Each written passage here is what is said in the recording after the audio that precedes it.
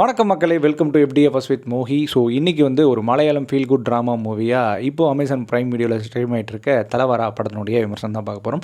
Actually இந்த படம் வந்து பார்த்திங்கன்னா திரையரங்கில் ரிலீஸ் ஆகும்போது ரொம்ப மினிமல் ஸ்க்ரீன் தான் இங்கே சென்னையில் போட்டிருந்தாங்க. அப்போ வந்து ஏதோ பெரிய படம் ரிலீஸ் ஆகிடுச்சுன்னு நினைக்கிறேன்.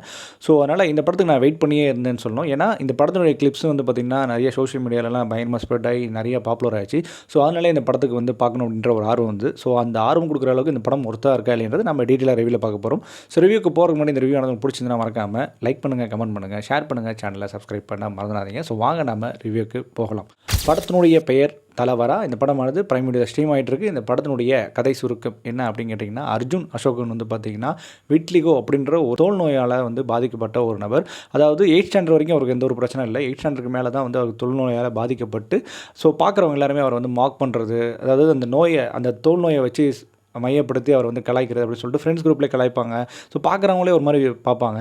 பட் அவருக்கு வந்து ஒரு ஆசை என்னென்னா தன்னுடைய நடிப்பை வந்து வெளிக்காட்டணும். ஏன்னா 8th ஸ்டாண்டர்ட் வரைக்கும் நல்ல ட்ராமா கேமாக நடிச்சிருந்தவர் அவரால் இந்த தொழுநோய் வந்ததுக்கப்புறம் வந்து நடிக்க முடியல. ஸோ அதனால் வந்து எப்படியாச்சும் நம்ம வந்து சினிமாவில் நடிக்கணுன்றது ஒரு ட்ரை மாதிரி சும்மா ஒரு புஷ் கொடுக்குறாரு. அதாவது அவருக்கு ஆப்பர்ச்சுனிட்டி தேடி வருது. ஸோ அதனால் அதை ட்ரை பண்ணி போகிறாரு. ஆனால் போகிற இடங்கள்லாம் வந்து நிறைய இடங்களில் அவமானப்படுறாரு. ஸோ அதுக்கப்புறம் தன்னுடைய டெஸ்டினி, அதாவது தன்னுடைய தலைவரான அந்த இடத்த நோக்கி போனாரா இல்லைன்ற கதை நோக்கி தான் இந்த படமானது நகருது. இந்த படத்தினுடைய பாசிட்டிவ் நெகட்டிவ் பற்றி பேசுவோம். இந்த படத்தினுடைய பாசிட்டிவ் கண்டிப்பாக அந்த படத்தினுடைய மியூசிக் சொல்லலாம். மியூசிக் ரொம்பவே இந்த படத்துக்கு என்ன தேவையோ அந்த மூடை செட் பண்ணி கொடுக்குது. முக்கியமாக வந்து பார்த்திங்கன்னா செகண்ட் ஹாஃபில் ஒரு ஹாஸ்பிட்டலில் வந்து ஒரு ஆடிஷன் சீன்ஸ் இருக்கும். அந்த இடத்துல ப்ளே பண்ணப்பட்ட மியூசிக்காக இருக்கட்டும், அப்புறம் வந்து ஆடிஷனுக்கு 2-3 இடங்களில் வந்து மார்க் பண்ணப்படுற இடங்களில் இருக்கிற மியூசிக்காக இருக்கட்டும், ரொம்பவே நல்லா இருந்தது தான் சொல்லணும். டெக்னிக்கல் வைஸாக ரொம்ப நீட்டாக இருந்ததுன்னு தான் சொல்லணும். பட் இந்த படத்தினுடைய மெயின் பாசிட்டிவ் அப்படின்னு கேட்டிங்கன்னா கண்டிப்பாக அர்ஜுன் அசோகாவுடைய பர்ஃபார்மன்ஸ் சொல்லணும். எஸ்பெஷலி வந்து பார்த்திங்கன்னா அந்த ஆடிஷன், அதாவது ஹாஸ்பிட்டலில் அவருக்கு கை கால்லாம் அடிபட்டு இருப்பார். அவர் வந்து பேர் பாடியோட, அதாவது அந்த தொழுநோய் வந்து ஃபுல்லாக உடம்புலலாம் இருக்கும்.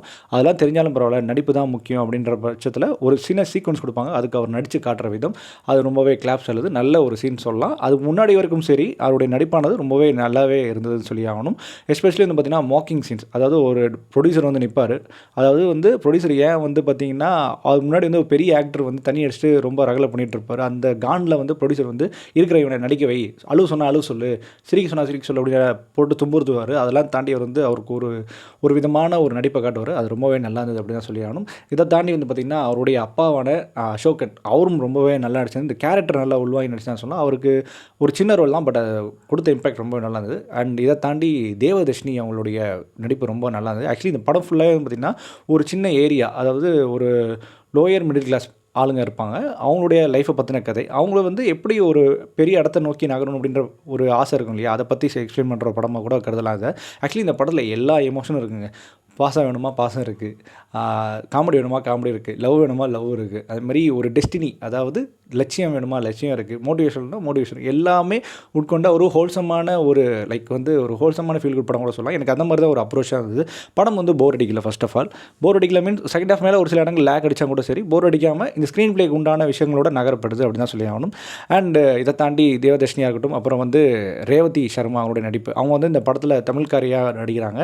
ஸோ அவங்களுடைய ஸ்க்ரீன் ப்ரெசன்ஸும் சரி, அவங்களுடைய டைலாக் டெலிவரியும் சரி ரொம்ப அப்படியே ஃபீல் கோ வித் ஃப்ளோ அப்படின்ற மாதிரி ஃபீல்லே போயிடுறாங்க. ஸோ படத்தினுடைய கான்டெஸ்ட் என்ன அப்படின்னு பார்த்தீங்கன்னா டெஸ்டினி. உனக்கு டெஸ்டினி ஒரு விஷயம் தேடி வந்துச்சுன்னா அதை தேடி நீ போயிடணும். உனக்கு ஒரு தடவை சான்ஸ் கொடுக்கும், அந்த சான்ஸ் வரும்போதே நீ போயிடணும் அப்படின்ற மாதிரி ஒரு ஃபீல் கொடுக்குது. அது ரொம்பவே நல்லாவே ரிட்டர்ன் பண்ணியிருந்தாங்க அப்படி தான் சொல்லணும். அதாவது ஒரு ஆப்பர்ச்சுனிட்டி தான், சின்ன ஆப்பர்ச்சுனிட்டி தான், அது எவ்வளோ பெரிய ஆப்பர்ச்சுனிட்டி தான் இல்லை. அவங்களுக்கு வந்து பெருசாக தான் ஒரு ஆப்பர்ச்சுனிட்டி வரணும் அவசியம் இல்லை. சின்னதாக ஆப்பர்ச்சுனிட்டி தான் கூட அதை யூட்டிலைஸ் பண்ணிக்கணும். அந்த யூட்டிலைசேஷன் மூலமா மற்றவங்களுக்கு போய் சேருன்றதை இந்த படம் பார்க்கும்போது ஒரு நல்ல ஒரு பூரிப்பாகவும் இருந்தது. அது நிறைய பேருக்கு போய் சேரும்னு நினைக்கிறேன். எஸ்பெஷலி இந்த சினிமா அப்படின்றது, சினிமான்னு இல்லை, இது தாண்டி எந்த ஒரு இண்டஸ்ட்ரியிலும் சரி, ஒரு சின்னதாக இடம் கிடச்சா கூட சரி அதை போய் யூட்டிலைஸ் பண்ணிக்கணும். ஒரு சின்ன ஸ்டேஜ் கிடச்சா யூட்டிலைஸ் பண்ண சொல்லுவாங்க இல்லையா, அது மாதிரி தான் ஒரு சின்ன விஷயம் கிடச்சா கூட யூட்டிலைஸ் பண்ணிக்கிறத இந்த படம் வந்து நல்லாவே உணர்த்திருக்கு சொல்லியாடும். ஸோ அது மாதிரி தான் இந்த படத்தில் வர ஹீரோக்கும் சரி, ஒரு சின்ன ஷார்ட் ஃபிலிம் அப்படின்னு சொல்லிட்டு அவர் இக்னோர் பண்ணிட்டு போயிருந்தால் இந்த சான்ஸ் கிடச்சிருக்காது. ஆனால் அந்த கிளைமேக்ஸ் முடிச்ச விதம் கூட சரி எனக்கு ரொம்பவே நல்லா இருந்தது சொல்லிடணும். அதாவது அது சொல்ல முடியாது, அது நீங்கள் படம் பார்த்தா தான் தெரியும்.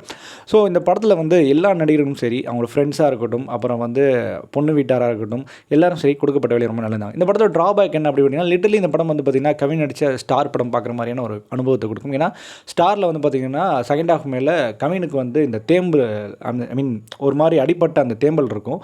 ஸோ அதை வச்சு எப்படி நடிக்க முடியும் அப்படின்ற ஒரு மாதிரி ட்ராமாவில் போயிடுவார். அதுக்கப்புறம் தான் பேக் டு ஃபார்மில் வருவார். அதே மாதிரி அந்த படம் வந்து பார்த்திங்கன்னா ஸ்டார்டிங்லேருந்தே இவருக்கு வந்து இந்த ட்ராமாவில் தான் இருப்பார். இருப்பார். அதனால் ஃபேஸ் பண்ணுறதுக்கே பயப்படுவார். லிட்டரலி இந்த படம் விட கொஞ்சம் கம்பேரிட்டிவான சில சீக்வன்ஸ் இருக்கும். அட் சேம் டைம் வந்து பார்த்திங்கன்னா செகண்ட் ஹாஃப் வந்து ஒரு சில பவுண்டரிஸ் தாண்டி போனாங்களோ அப்படின்ற மாதிரி ஒரு சில ஒரு கேரக்டர் வந்து இறந்துருவாங்க. அதுக்கு ஏன் அந்த கேரக்டர் வந்து செஸ்ட் பெயின் வந்து இறக்கணுன்ற மாதிரி ஒரு கொஸ்டின் கேட்க தோணுது. இன்னுமே படத்தை கொஞ்சம் எஃபெக்டிவாக இல்லை இந்த மாதிரி லட்சியத்தில் இருக்கவங்களுக்கு இன்னும் கொஞ்சம் எஃபெக்டிவாக கொடுத்துருந்தா இன்னும் கொஞ்சம் அது ஸ்ட்ராங்காக போய் டெலிவரி ஆகிருக்குன்ற மாதிரி தோண வைக்குது. மற்றபடி இந்த படத்தை பார்க்கலாமா வேணாமா இல்லை கண்டிப்பாக பார்த்தே தரணுமா அப்படின்னு கேட்டிங்கன்னா இந்த பொறுத்த வரைக்கும் ஒரு நல்ல டைம் பாஸான ஒரு ஃபீல் குட்டான நல்ல படம், ஒரு ஓடிடியில் பார்க்கக்கூடிய ஒரு நல்ல படமாக தான் இந்த படத்தை நான் கருத்துறேன். ஸோ இந்த படத்துக்கு நம்ம கொடுக்கக்கூடிய ரேட்டிங் என்ன அப்படின்னு கேட்டிங்கன்னா 5க்கு 3.3. ஸோ இந்த மாதிரியான மூவி ரிவ்யூஸ் அண்ட் ரெக்கமெண்டேஷன் நம்ம சேனல் தொடர்ந்து ஃபாலோ பண்ணி stay with me FDA first with மோகி.